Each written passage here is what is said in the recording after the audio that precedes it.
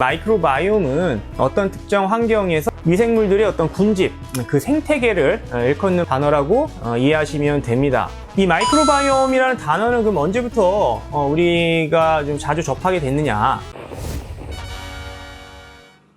네, 안녕하세요. 약드래그의 칼로리입니다. 자, 여러분, 마이크로바이옴이라는 단어 들어보셨나요? 예, 최근 건강 프로에서도 많이 나오고 있고요. 제품 광고에도 많이 등장하는 단어입니다. 그래서 오늘은 이 마이크로바이옴에 대해서 알아보는 시간을 갖도록 하겠습니다. 마이크로는 우리가 이제 미생물을 뜻하는 마이크로바이올로지, 마이크로바이오타, 마이크롭스 얘기하는 미생물들을 일컫는 단어고요. 이 바이옴은 이제 생태계를 뜻하는 단어가 되겠습니다. 그래서 이 단어를 그대로 풀어서 해석을 하면은 이 미생물들의 어떤 생태계라고 이해를 할 수가 있습니다. 우리 몸 중에 장에 분포하는 미생물 생태계를 장내 마이크로바이옴, 또 구강에 분포하는 장내 미생물들의 생태계를 구강 마이크로바이옴, 피부는 또 피부 마이크로바이옴, 이런 식으로 불리는 거죠. 또 자연에서도 예를 들어서 동해안 어느 항구에 있는 미생물의 생태계와 제주 서귀포 앞바다의 미생물 생태계는 다를 겁니다. 아무튼 이 마이크로바이옴은 어떤 특정 환경에서 미생물들의 어떤 군집, 그 생태계를 일컫는 단어라고 이해하시면 됩니다. 이 마이크로바이옴이라는 단어는 그럼 언제부터 우리가 좀 자주 접하게 됐느냐? 여러분들 2000년도 초반에 지놈 프로젝트라고 들어보셨나요? 기억이 나시나요? 게놈 프로젝트라고도 더 많이 불리기는 했는데 대대적으로 뉴스에 나왔습니다. 우리 몸의 유전 정보를 다 분석을 하면 우리 몸의 어떤 생리활성이나 건강이나 이런 것들을 우리가 다 알 수 있다. 그래서 우리가 질병을 정복할 수 있다. 이런 좀 대대적인 뉴스를 많이 접했었습니다. 하지만 그 결과 큰 성과를 얻지 못했습니다. 모든 우리 질병이라든지 건강을 다 이해하지 못했거든요.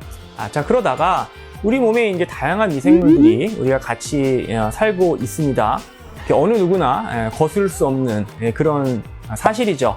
평생 우리 몸의 미생물들과 같이 공생을 하면서 살아가야 되는데 이 미생물들을 다 파악을 하면 조금 더 건강을 좀 이해하고 질병을 극복하는데 정복하는데 좀 도움이 되지 않을까 해서 우리 몸의 유전 정보를 다 분석한 그런 기술을 미생물을 분석하는 데 사용을 합니다. 그래서 그때부터 우리 몸에 살고 있는, 사람 몸에 살고 있는 미생물들을 분석을 하기 시작하죠. 이게 그 유명한 휴먼 마이크로바이옴 프로젝트입니다. 그리고 NGS라는 Next Generation Sequencing 기술이 개발이 됩니다. 자, 이 기술을 통해서 어떤 환경에 살고 있는, 군집을 형성하고 있는 모든 미생물들을 한꺼번에 알 수 있는 그런 기술입니다. 우리가 지금 코로나 검사 받지 않습니까? 그러니까 코로나가 있느냐 없느냐를 우리가 파악을 하지만 이 NGS라는 기술을 통해서 어떤 녀석들이 살고 있는지 한 번에 알 수가 있는 거죠. 굉장히 획기적인 기술이라고 할 수 있습니다. 그러니까 다양한 어떤 자연 환경뿐만 아니라 우리 몸에 살고 있는 이 미생물들의 군집들을 한꺼번에 파악을 하기 시작하죠. 그러면서 예를 들면 비만인 사람의 장내 미생물을 분석하고 또 마른 사람들의 장내 미생물을 분석해서 비교를 해본다든지 아니면 특정 어떤 질환이 있는 사람과 없는 사람의 마이크로바이옴을 또 비교 분석해본다든지 이런 식으로 초창기 연구들이 진행이 됐습니다. 그래서 이런 비교 분석을 통해서 어떤 특정 건강 상태에 있는 사람들한테는 어떤 특정한 미생물들의 군집의 어떤 형태가 발견이 되었던 거죠. 어떤 특정 미생물들이 많이 살고 있으면 건강한 것 같고 또 아닌 것 같고 이런 식으로 분석을 하기 시작합니다.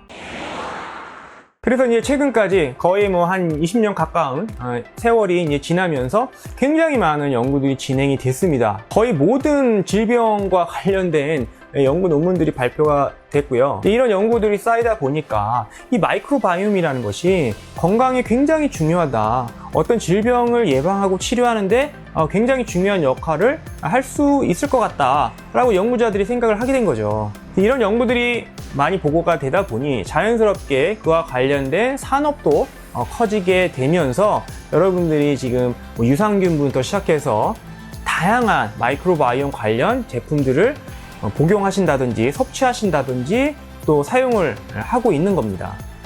마이크로바이옴 시장은 크게 세 가지 정도로 요약을 할 수 있을 것 같습니다. 먼저 어떤 미생물 군집을 갖고 있는 것이 건강한 것이냐, 그러니까 건강한 마이크로바이옴을 우리가 유지하기 위해서는 어떤 음식을 복용함으로써 조절을 잘 할 수 있을 것이냐, 이게 하나의 시장이고요.